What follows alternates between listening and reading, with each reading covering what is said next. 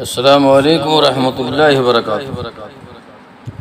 دوستو، ہمارا channel all rounder Rajput subscribe کریں، شیئر کریں، لائک کریں۔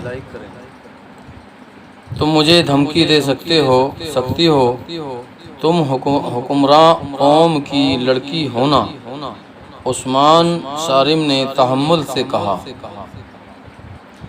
اگر میرے دماغ میں حکمرانی کا نشہ ہوتا تو تم یہاں نہ کھڑے ہوتے، قید خانے میں گل سڑ رہے ہوتے۔ رینی نے کہا، کیا تم یہ سمجھ بیٹھے ہو کہ مجھے تمہارے متعلق کچھ معلوم ہی نہیں؟ کہو تو تمہاری زمین دوز کارروائیوں کی تفصیل سنا دوں، کہو تو تمہارے گھر سے وہ سارے خنجر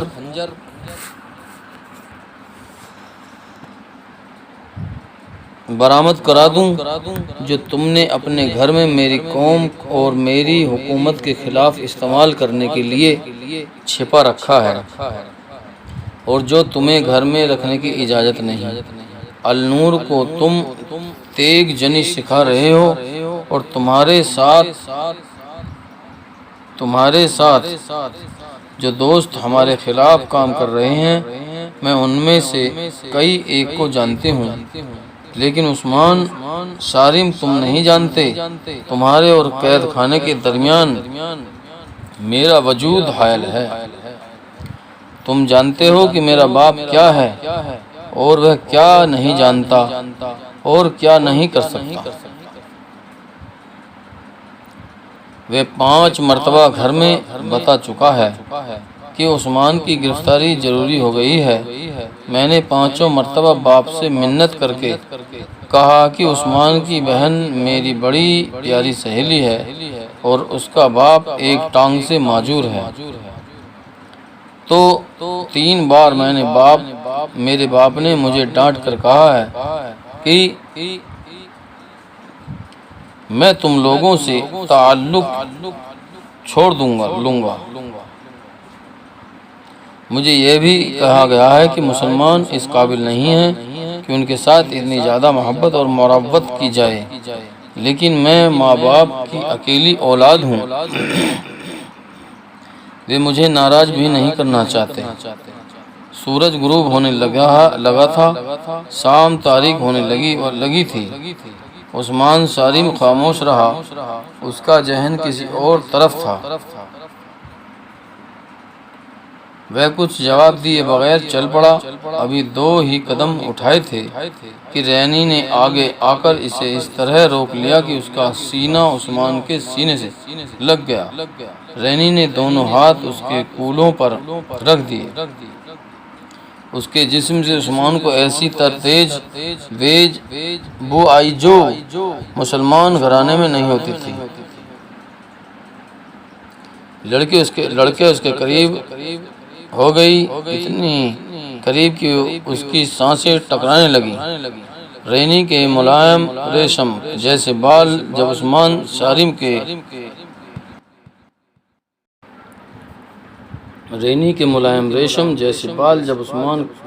صارم کے گالوں سے لگے تو وہ یوں پھڑک اٹھا جیسے فندے سے آزاد ہونے کی کوشش کی ہو۔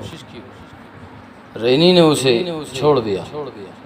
مجھے آزاد کر دو رینی، عثمان صارم نے اکھڑے ہوئے لہجے میں کہا۔ مجھے پتھر بن جانے دو، میرا راستہ کوئی اور ہے، ہم اکٹھے نہیں چل سکیں گے۔ محبت قربانی مانگتی ہے، رینی نے نسیلی آواز میں کہا۔ کہو کیا قربانی مانگتے ہو؟ جو جی میں آئے کرو، میں تمہیں قید نہیں ہونے دوں گی، اور میں تم سے وعدہ کرتا ہوں۔ عثمان صارم نے تنازیہ انداز میں کہا، میں تمہیں بتاؤں گا ہی نہیں کہ میرے جی میں کیا آئی ہے اور میں کیا کرنے والا ہوں۔ میں تمہارے اس حسین جسم اور ریشمی بالوں کے جادو میں نہیں آؤں گا، تو پھر مجھے ثابت کرنا پڑے گا کہ میں تمہارے لیے قربانی کر سکتی ہوں۔ رینی نے کہا، آؤ عثمان، تم جلدی میں ہو، جاؤ عثمان، تم جلدی میں ہو، لیکن میں تمہارے گھر آنے سے باز نہیں آؤں گی۔ عثمان صارم دوڑ پڑا۔ رینی اسے دیکھتی رہی اور آہ بھر کر چلی گئی۔ عثمان صارم گھر میں داخل ہوا تو برجیش وہاں پہنچ چکا تھا۔ عثمان صارم اندر چلا گیا اور اپنے ماں باپ اور النور کو تفصیل سے بتایا کہ صلیبیوں نے مسلمانوں کا ایک قافلہ لوٹا ہے اور 2 لڑکیوں کو بھی ساتھ لے آئے ہیں۔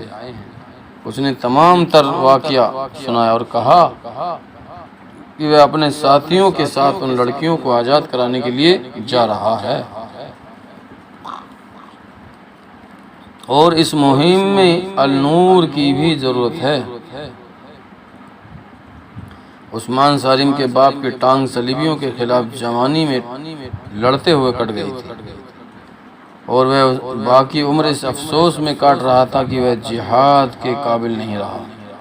اس نے عثمان سے کہا، بیٹا، اگر تم نے اتنے خطرناک کام کا ارادہ کر لیا ہے تو مجھے یہ نہ سننا پڑے کہ تم نے اپنے ساتھیوں کے ساتھ غداری کی ہے۔ اس کام میں پکڑے جانے کا امکان زیادہ ہے۔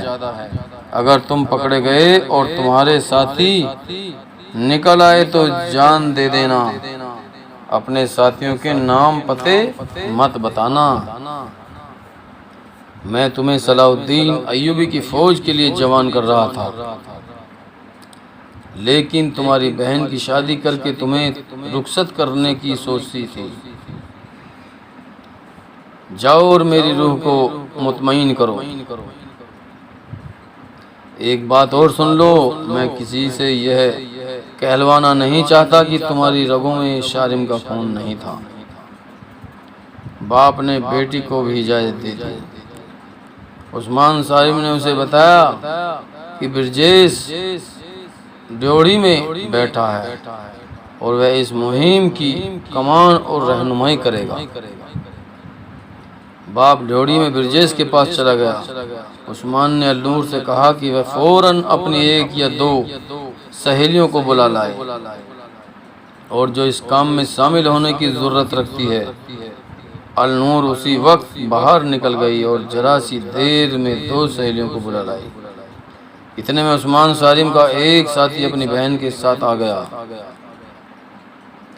ایک ایک کر کے 7 جوان آ گئے۔ برجیش نے لڑکیوں کو بتایا کہ وہ کس راستے سے کہاں جائے گی۔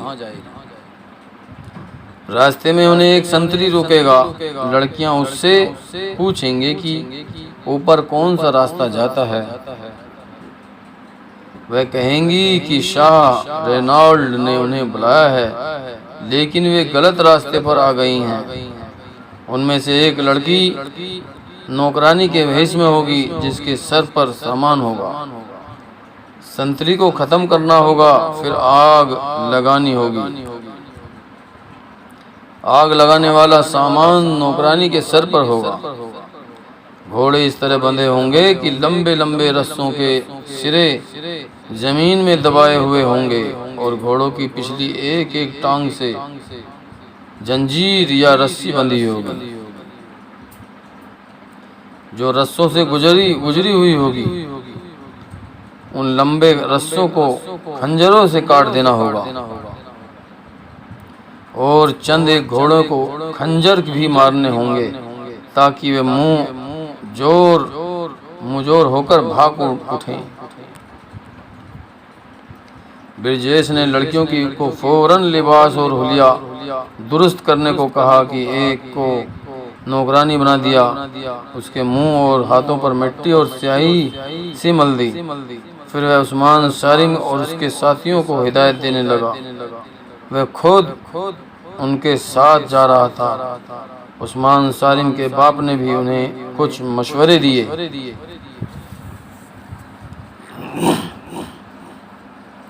پھر جب وہ خنجر دیے گئے خاصا وقت گزر گیا تھا، لیکن برجیش کہہ رہا تھا کہ ابھی شہر جاگ رہا ہے۔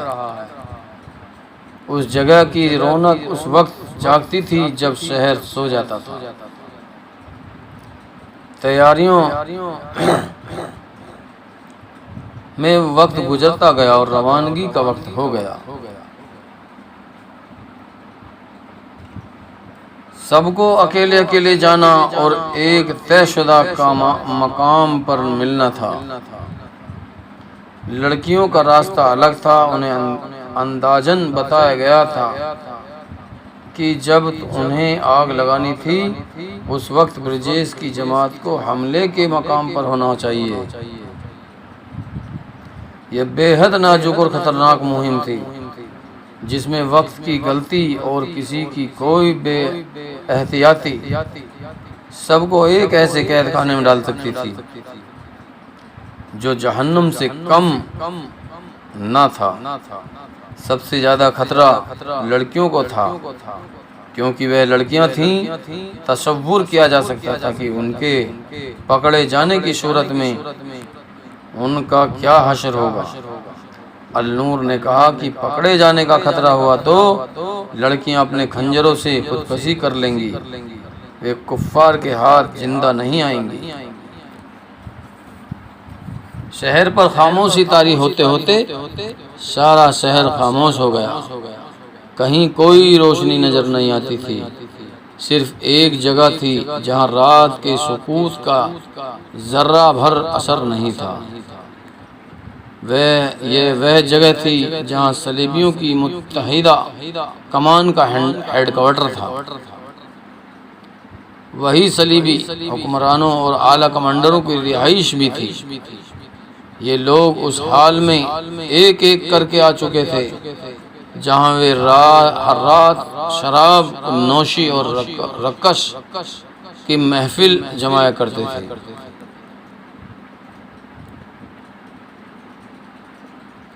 اس رات ان کا موجود 2 نئی مسلمان لڑکیاں اور مال و اسباب تھا جو قافلے سے لوٹا گیا تھا۔ کسی نے پوچھا یہ لڑکیاں کسی اور کام بھی آ سکتی تھیں ہیں؟ اس کا جواب ایک فوجی کمانڈر نے یہ دیا کہ لڑکیاں بالغ ذہن کی ہیں، اس لیے انہیں جاسوسی وغیرہ کے لیے استعمال نہیں کیا جا سکتا۔ ایک کی عمر 16-17 سال ہے اور دوسری کی 22-23 سال کی ہے۔ کچھ عرصے تفریح کے لیے استعمال ہو سکتی ہے۔ اس کے بعد انہیں 2 فوجی افسروں کے حوالے کر دیا جائے گا۔ ایک اعلیٰ کمانڈر نے کہا وہ ان کے ساتھ شادی کر لیں گے۔ یہ لڑکیاں ان کی ہنسی مذاق اور غلیظ باتوں کا موضوع بنی رہیں اور وہ مسلمانوں کے خلاف نفرت کا اظہار کرتے رہے۔ اس وقت لڑکیاں 2 الگ الگ کمروں میں تھیں۔ وہ رو رو کر بے حال ہو رہی تھیں۔ دونوں کے ساتھ ایک ایک خادمہ تھی۔ یہ ادھیڑ عورتیں بڑی کھراٹ اور اس فن کی ماہر تھیں۔ لڑکیاں کو نہلا چکی تھیں اور انہیں رات کا لباس پہنا رہی تھی۔ لڑکیوں نے کچھ بھی نہیں کھایا تھا۔ ان کے آگے ایسے ایسے کھانے رکھے گئے تھے جو انہوں نے کبھی خواب میں بھی نہیں دیکھے تھے، لیکن انہوں نے کسی چیز کو ہاتھ نہیں لگایا تھا۔ دونوں کو ایک دوسرے کے متعلق معلوم نہیں تھا کہ کہاں ہیں اور اس کے ساتھ کیا بیت رہی ہے۔ دونوں عورتیں انہیں بڑے ہی حسین سبز باغ دکھا رہی تھیں۔ ایک کو بتایا جا رہا تھا کہ اسے فرانس کے بادشاہ نے پسند کیا ہے جو اسے ہر جواہرات سے لاد دے گا۔ دوسری کو جرمن کی ملکہ بنانے کے خواب دکھائے جا رہے تھے۔ اس کے ساتھ انہیں بڑے پیار سے دھمکیاں بھی دی جا رہی تھی کہ اگر انہوں نے ان بادشاہوں کو ناراض کیا تو وہ انہیں فوجی سپاہیوں کے حوالے کر دیں گے۔ ہمارے channel all rounder Rajput subscribe کریں، لائک کریں، شیئر کریں۔